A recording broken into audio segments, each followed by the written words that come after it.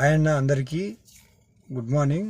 అయితే ఈరోజు పొద్దున నాకు ఒక ఇన్సిడెంట్ ఒక విషయం తెలిసింది. ఇన్స్టాగ్రామ్లో ఏమైందంటే, మన నాన్ వెజ్ యూట్యూబర్ ఉన్నాడు, ట్రావెలింగ్ చేస్తారు కదా. పాపం పాపం ఎందుకంటున్నా అంటే, ఆయన కష్టపడి వచ్చాడు, ఇన్స్టాగ్రామ్ మొత్తం ఆయన డిలీట్ అయిపోయి మొత్తం తీసేశారు అని చెప్పి అంటున్నారు.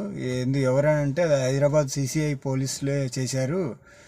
ఇన్స్టాగ్రామ్కు సంబంధించిన మెటా వాళ్ళకి ఒక లెటర్ రాశారనమాట.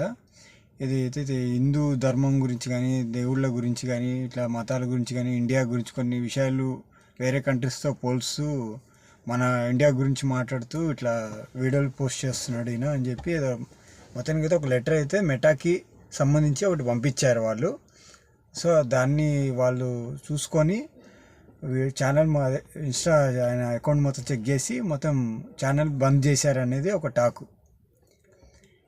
కదా ఎందుకు పాపం అనిపిస్తుందంటే, అన్వేష్ అనే వ్యక్తి మన ఇండియా వాడే చిన్న స్టార్ట్ చేశాడు పాపం. అట్లా ఒక్కొక్క మెట్టు ఎక్కుతూ దాదాపు ఇన్స్టాలో 18 లక్షల చిల్లర ఉండేవాళ్ళు ఆయనకి. ఎప్పుడైతే సీతమ్మ వారి గురించి అనడం మొదలుపెట్టాడో అప్పుడే ఒక 7 లక్షల మంది అన్సబ్స్క్రైబ్ చేసుకుంటూ వెళ్ళిపోయారు. మళ్ళీ 13 లక్షల మంది అట్లా ఉంటే ఇంకా మనోడు సారీ చెప్పాడు. నేను వేరే ఉద్దేశంతో చెప్తుంటే అది మాట తొర్లింది, క్షమించండి, నన్ను కావాలనే మతం ఇట్లా మీరు కావాలని ఇట్లా కొంతమంది కొన్ని ఛానల్స్ కలిసి ఇట్లా ప్రచారం చేస్తున్నారు, నన్ను టార్గెట్ చేశారు అని చాలా చెప్పాడు. చాలాసార్లు సారీ చెప్పాడు. మాట దొరికిందని 30 వీడియోలో 30 సార్లు చెప్పాడు.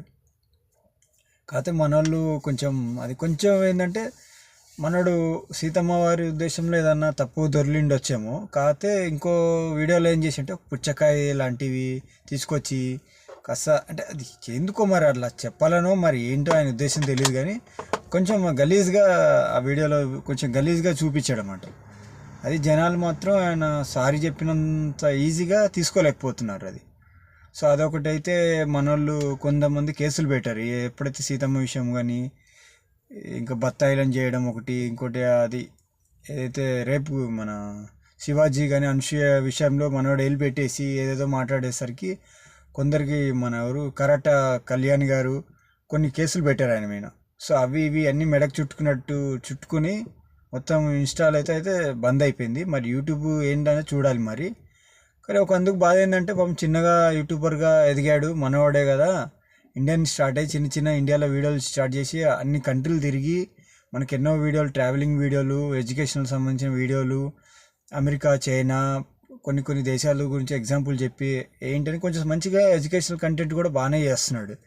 కాబట్టి ఈ విషయంలో వచ్చేసరికి మరి ఎందుకు అట్లా మాట్లాడారో మరి అది ఆయన కర్మ అనుకోవాలో మరి ఏందో తెలియదు. కానీ పాపం మొత్తానికి ఇన్స్టాలో 13 లక్షల సబ్స్క్రైబర్లు ఇన్స్టా లాంటి అకౌంట్ పోయిందంటే కొంచెం కష్టమే. అన్వేష్కి ఈ విషయం మాత్రం చాలా పెద్ద దెబ్బ అనుకోవాలి మనం.